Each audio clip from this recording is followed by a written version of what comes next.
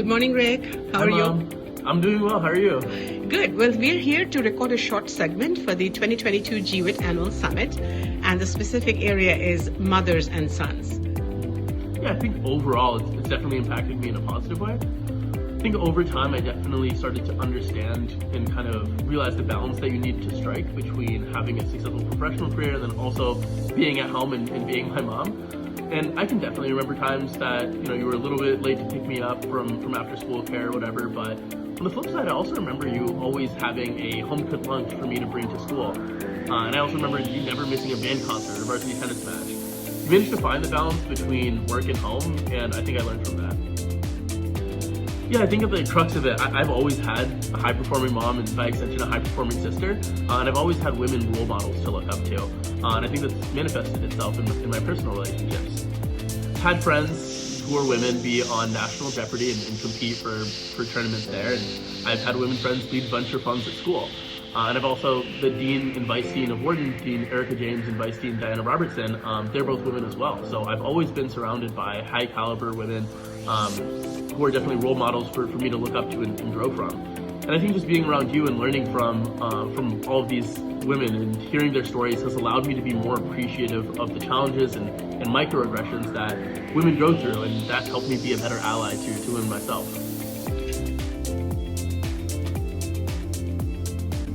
Yeah? Why?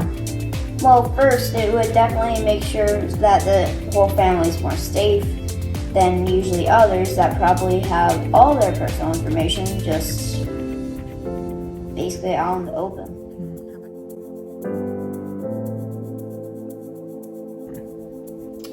Because you get to play around with electronics. And you get to work with other people. Also true. Well, to start, you squirrel away in your office a lot. And every single time, well, not every single time, but almost every single time you come out of your office, you're too tired to eat dinner, and you instead go to the tub and probably pass out. That's a little bit fair. But here's my question for you.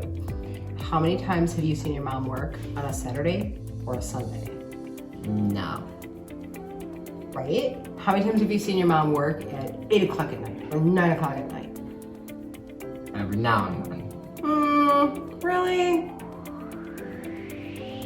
Compared to before. Fair. Okay, so working for the state, thumbs up or thumbs down? Thumbs up.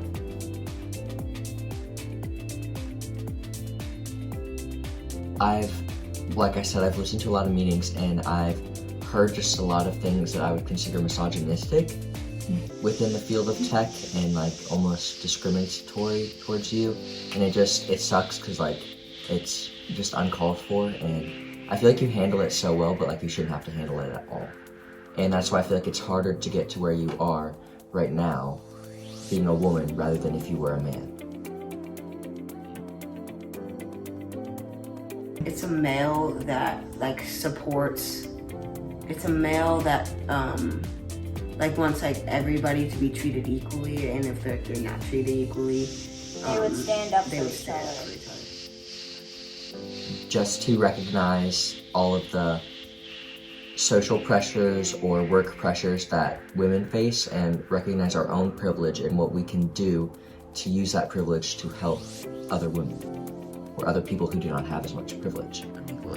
I would probably talk with someone that works there or the person that gave the interview and tell them if they should definitely reconsider because she is doing a lot better than probably some of the best people that works there for years. Yeah. Like that. Well, I try to. I mean, I'm no saint. Sometimes I'll catch myself saying if they're doing something in math that I learned 4 years ago, because they're a lot younger than me, I'll be like, oh, come on, how do you not know that? That's so easy, or something like that. And then I realize that they probably get told that by a lot of other people, and that I actually try to uplift them rather than try to bring them down, because I feel like they're going to be brought down their whole life. And if they can have at least one person like me that they can know that will uplift them or help them with their struggles, I feel like that is just almost paving their way forward. any last thoughts that you'd like to share with our audience? Yeah, I just want to say I'm incredibly impressed by the work that GWIT's doing, and I'm so proud of my mom for being involved, and thank you so much for giving me the opportunity to talk to you today. Thank you, Rick. Really appreciate your time. Bye-bye.